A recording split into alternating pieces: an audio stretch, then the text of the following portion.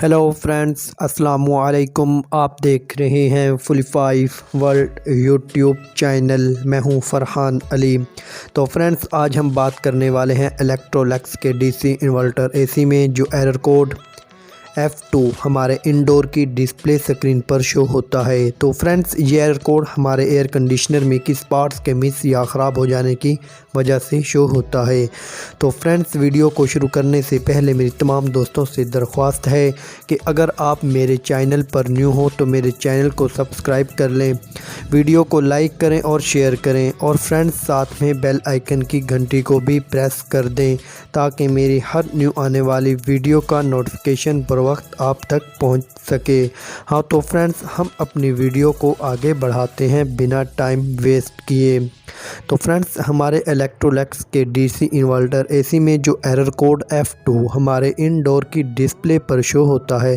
तो फ्रेंड्स, ये error code हमारे एयर कंडीशनर में किस पार्ट्स के मिस हो जाने की वजह से शो होता है। तो फ्रेंड्स, ये एरर कोड हमारे एयर कंडीशनर में उस वक्त शो होगा जब हमारे इनडोर में जो कॉइल सेंसर लगा होता है, अगर उसमें प्रॉब्लम आ जाए, उसमें फॉल्ट हो, वो सही से वर्क ना कर पाए, तो ही ये एरर शो होगा। तो फ्रेंड्स, आप इसके कॉइल सेंसर को अच्छे से चेक करें।